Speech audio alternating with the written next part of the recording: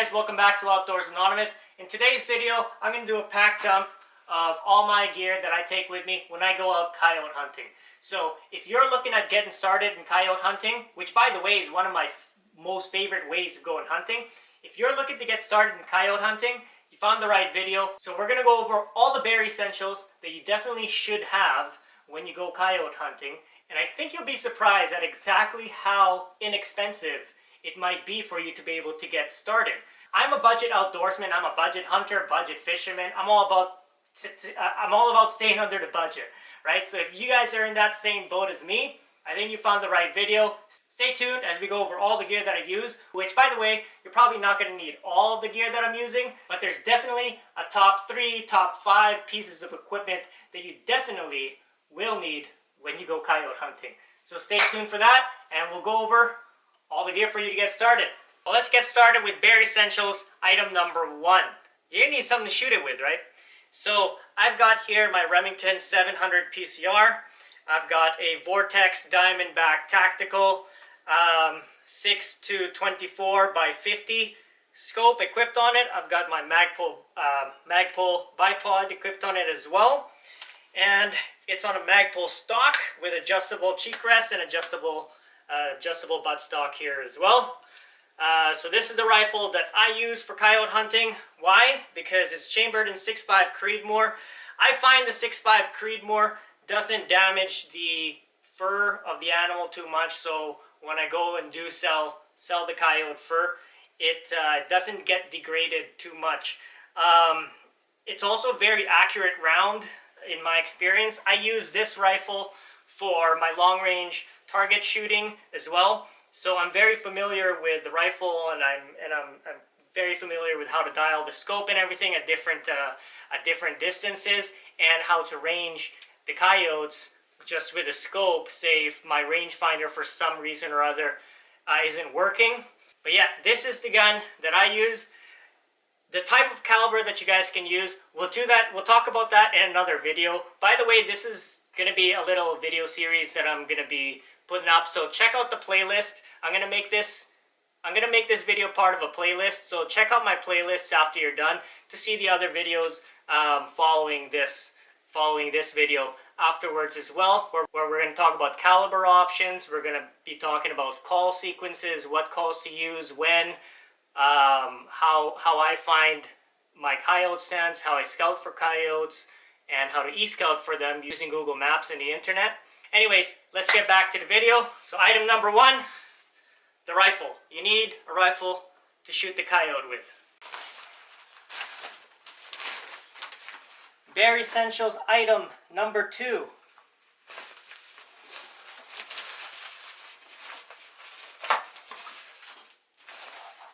You need something to call the coyotes in with.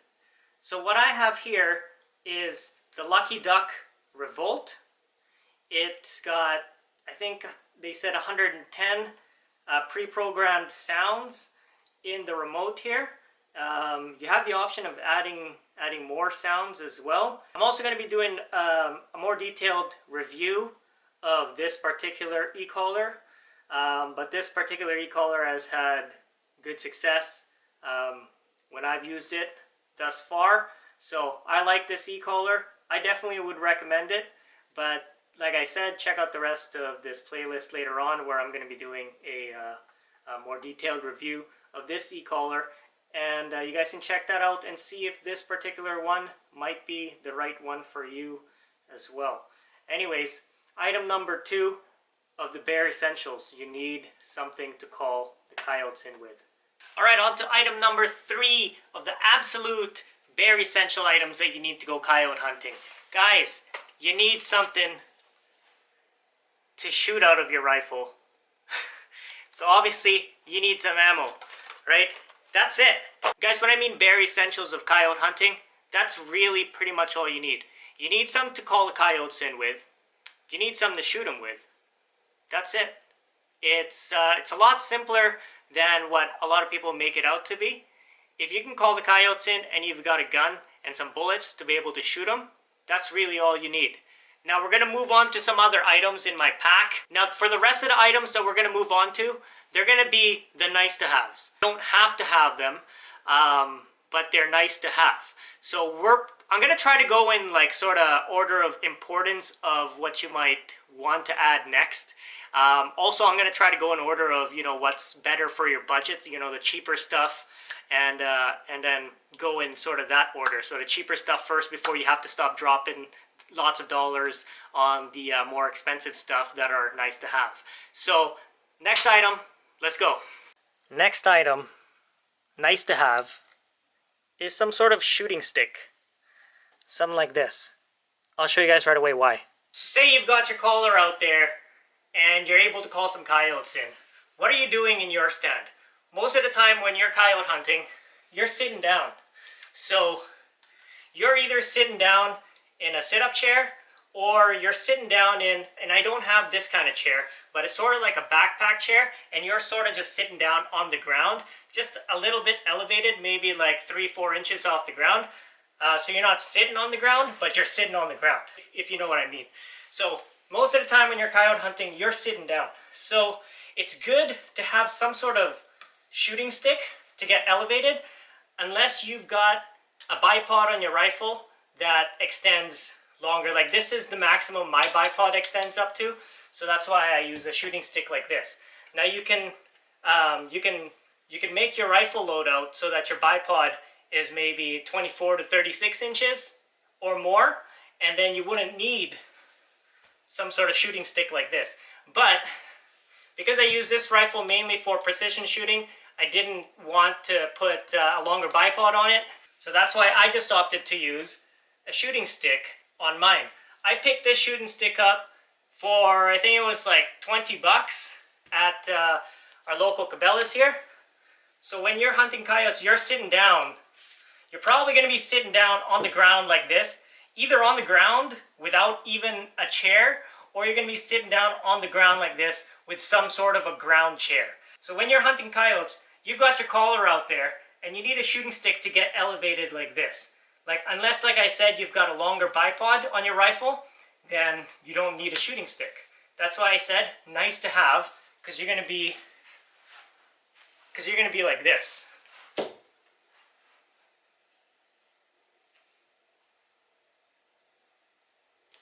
It's fairly stable, even if it's just a monopod like this. It's not too bad. A bipod would be even better. A tripod would be even better. You can also get the tripods, you know, the death grip tripods, where it literally just holds your rifle up like that, and you don't even have to touch it, and you can just leave it.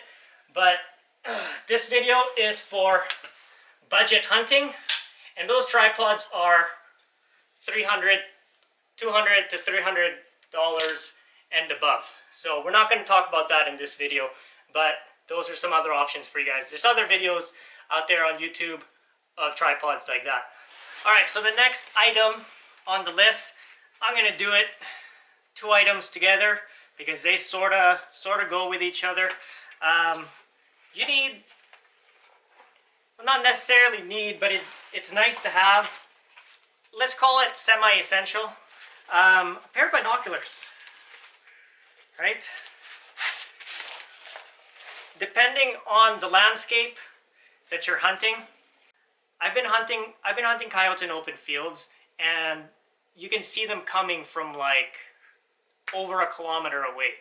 So a good pair of binoculars is always really good. I'm just using a Bushnell 10X binoculars here. Works good for me. It's good for scouting. Now I've got it in a Vortex glass pack here. Whoops, camera battery died on me right there. Anyways, like I said, good pair of binoculars. Nice to have, semi-essential. I would recommend you probably wear one. That way you can see the coyotes coming from, you know, farther away, and you can give yourself more time to get ready to be able to take the shot. Okay, next item on the semi-essential list, I would say a rangefinder. A rangefinder would be definitely nice to have out there, so you can get the proper range on the coyote before you take your shot.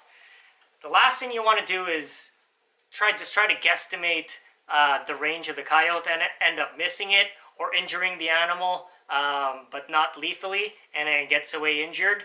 That's the last thing that anybody wants to do if you're an ethical hunter. Can't shoot accurately if we don't have the proper distance, because we don't know what we're going to be holding over, or if you got a scope that you can dial, you don't know exactly what you're going to dial up to. I know we can guesstimate it, but that's all well and good up to like 300 yards. Out past 300 yards, even for really experienced hunters, it's really difficult to be able to guesstimate, you know, the proper distance to be able to take a shot. So rangefinder, another really good item to have in order to be able to be as accurate as possible on your shots.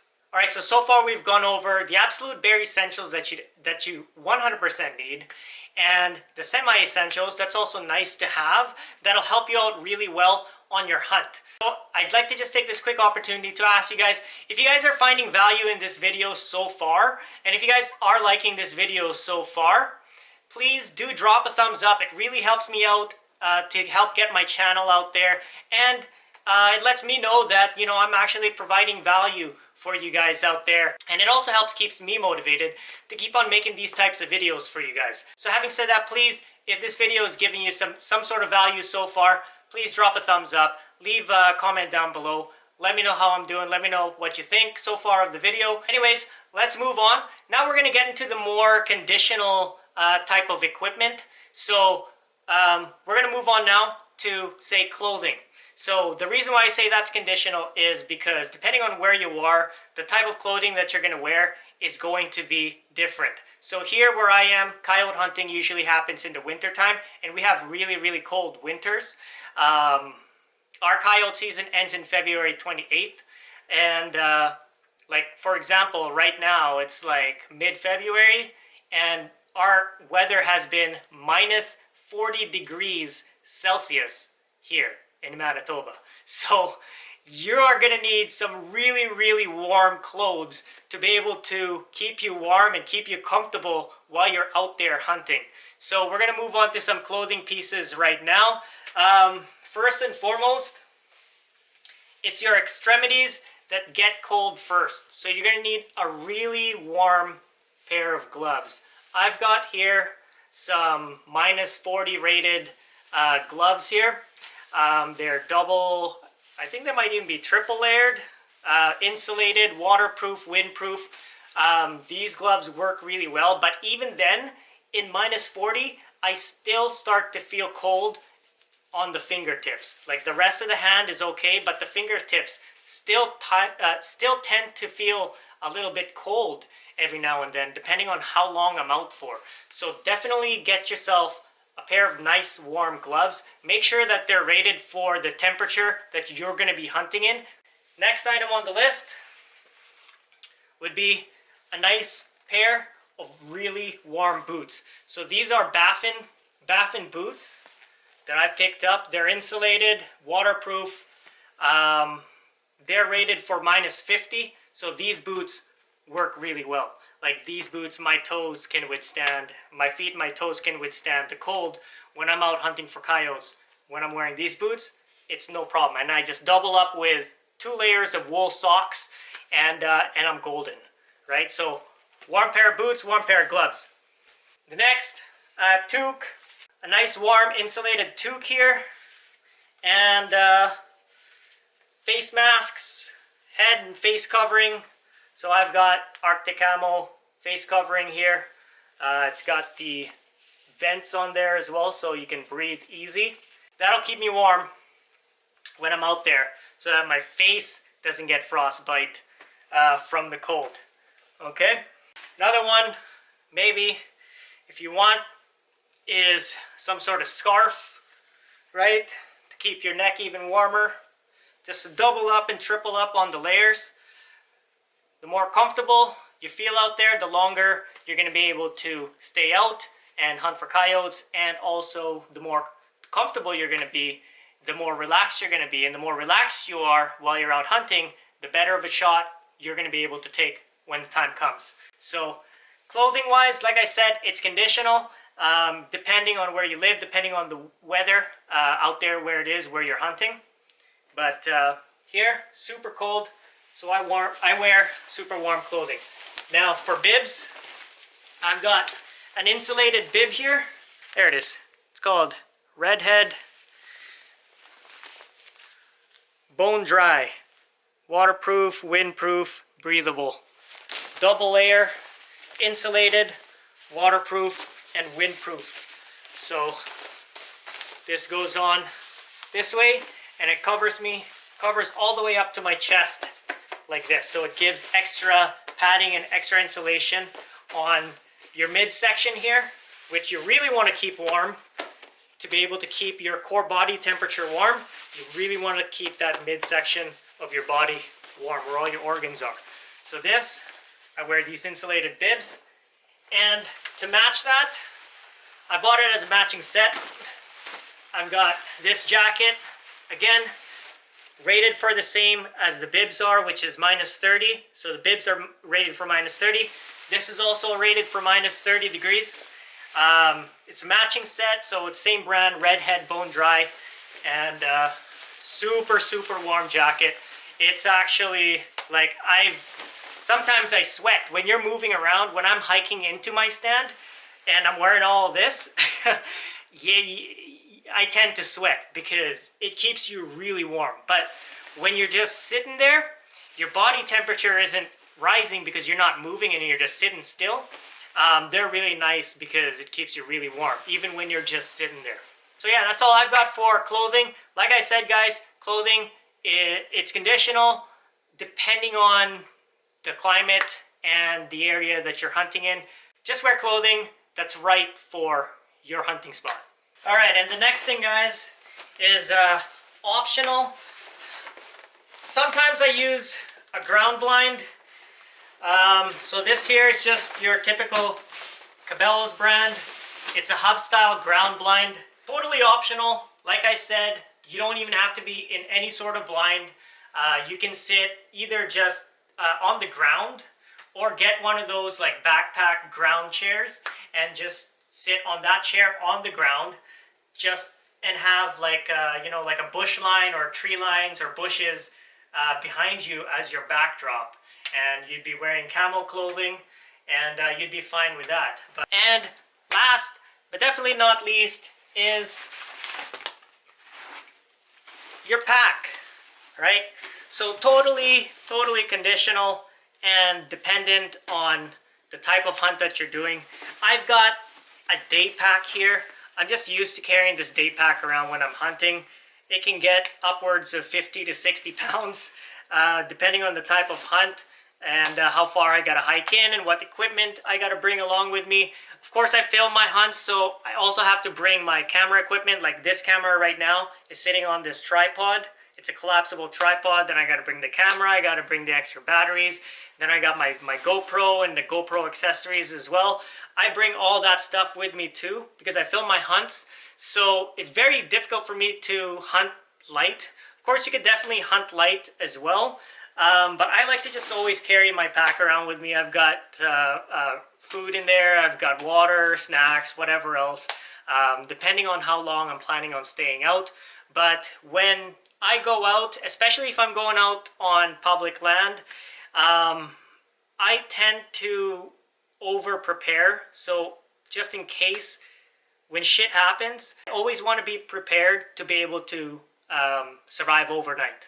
Just in case, because you never know. Of course, before you head outdoors, for any reason, the most important thing that you can do is definitely let somebody know where you're going and when you're expecting to be back. That's the #1 safety rule when you're heading out there, whether you're backpacking, backcountry, hunting, trapping, whatever else. That's the safety rule #1. But yeah, I always tend to over prepare, so I bring my entire day pack with me with all the stuff in here. The collar fits in this bag, all my optics, my shooting stick, camera gear, everything else. The blind I lug around with me, and for my rifle, I carry it around in this rifle case here. I like this rifle case because it's a soft case, it's padded inside. It's got these pockets here where I can put a box of ammunition.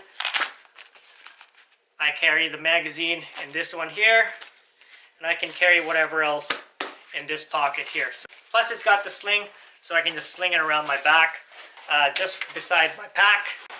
And yeah, so that's all of my gear. Like I said in the beginning of this video, this is geared toward people that are wanting to get started in coyote hunting and wanting to do that and stay on a lower end of the budget. Also, another thing to note is here where I am, we cannot hunt or discharge firearms at night. So I'm not even going to talk about night vision or night optics or any of that stuff. Can't do that. Also, you might be wondering why I am not using an AR-15, because we do not have AR-15s. They are restricted weapons up here in Canada. We can't use them to hunt. That's why I use my Remington 700, my bolt-action rifle. I think that's all for today's video. I may have missed some things. There might be some things that I could have added. I don't know. Let me know in the comments down below. I like connecting with my audience, so if you guys want to add me and connect with me on Instagram, my Instagram handle is down below. It's at OutdoorsAnonymousYT. Add me up on Instagram, slide into my DMs. I'd love to connect with you as well and get to know you better too. Especially if you're here locally in Manitoba. I've gone out and done some collab hunts with a couple different subscribers already before. Actually more than a couple now. I've quite a few. So it's been really fun, and it's been a great opportunity for me to be able to get out there and connect more with the community. Like I said, I'm not I'm not like an expert or anything like that. I literally had my first hunting season last year. I never grew up in a hunting family. I had to learn everything by myself, and find stuff on YouTube and all that stuff. That's why I sort of just wanted to share my personal experiences and what I've learned personally from my short amount of experience with other people that might have sort of the same background as me, where if you didn't grow up in a hunting family, you don't know anybody, you don't have any friends that hunt, you don't know how to get started, that kind of stuff. That's why I want to make these type of videos for people that are like that. Again, my videos are not geared for expert hunters. I'm by no means an expert, and I'm always open to learning. I do like it when you guys call me out and provide me with constructive criticism. I love that, because I'm here to learn and I'm here to connect, and no matter how experienced we get, there's always something new that we can learn from somebody else. That's one thing that I've learned in life, and I love learning from all of you. So again, don't feel bad. If you want to call me out in the comments section down below, if you think I'm talking a whole bunch of bullshit, call me out. That's all good. Hey, I'll have a discussion with you. But anyways, that's it for today's video. Thank you guys again so much for watching. Don't forget to hit like, comment, and if you haven't already, hit that subscribe button, please. I'm almost at 1,000. Please help me get there. Thank you so much, guys, and we'll see you in the next video. Peace!